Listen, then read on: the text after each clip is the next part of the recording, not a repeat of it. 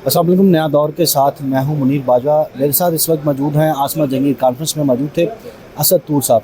असद तूर साहब, आसमा जंगीर साहिबा जो हैं वो इंसानी हकूक़ की तहफ़्फ़ुज़ की बात करती रही हैं, तो आप क्या समझते हैं किस हद तक मुतमिन है पाकिस्तान में इंसानी हकूक़ के तहफ़्फ़ुज़ के मुतल्लिक़?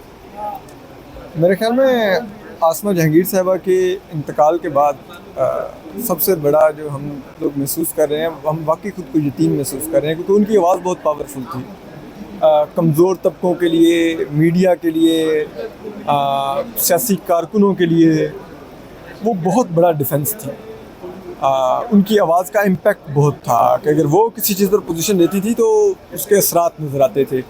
लेकिन उनके जाने के बाद बहुत से टेस्टिंग टाइम्स आए जहाँ पर हमने बार बार आसमा जहांगीर को मिस किया।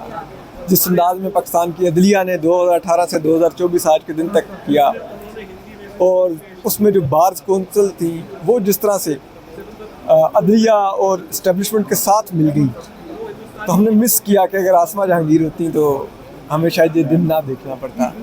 तो वो उनके बाद तो वो नहीं चीज़ रही, और मुझे तो कोई सच्ची बात है लगता भी नहीं इतनी जल्दी कि कोई उनका जो खिला होगा वो पूरा करेगा। तो मैं तो कम से कम बहुत मिस करता हूँ।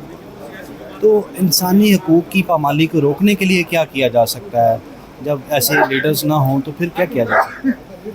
देखें, इसके लिए किया तो यही जाना चाहिए था कि हमारी बार्स खड़ी होती, अदलिया एक पोजीशन लेती।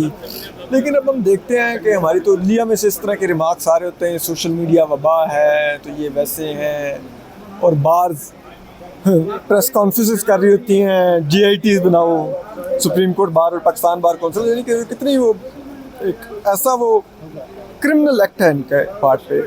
और फिर जो सब कुछ हुआ तो ये इसके बाद तो मुझे तो कोई उम्मीद नहीं रही यहाँ पर कि कोई इंसानी हकूक़ या कोई फ्रीडम ऑफ स्पीच के लिए आने वाले दिनों में कोई खड़ा होगा। ये तो सारे वो लोग हैं जो अब उनके साथ मिल गए हैं। तो ये तो बार्स की बात होगी, फिर रियासती इदारे भी इसमें कि अपना किरदार अदा कर सकते हैं। रियासती इदारे तो ये कर रहे हैं सब कुछ, जो कुछ हो रहा है मुल्क में वही कर रहे हैं। जो लोगों को अगवा करना हो, झूठे मुकदमात कायम करने हों, और जो कुछ गिरफ्तारियाँ हों, क्रैकडाउन हो, रियासती इदारे कर रहे हैं। और अनफॉर्चुनेटली पाकिस्तान की अदलिया और पाकिस्तान की बार्स और पाकिस्तान का मीडिया वो उनकी अब आर्म्स बन गए हैं।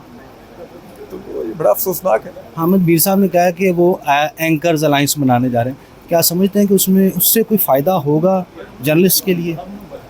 देखिए, तो जब बनेगा और फिर वो जिस अंदाज में चलेगा तो फिर हम उसके देख सकेंगे कि उसमें लोग क्या पोजीशन लेते हैं, तो फिर होगा। अभी तो उनकी तरफ से ऐलान है, अच्छी बात है, चलिए कोशिश तो कर रहे हैं ना। उस कोशिश का अब असरात क्या होंगे तो जब वो बन जाएगा तो हम thank you sir. Thank you.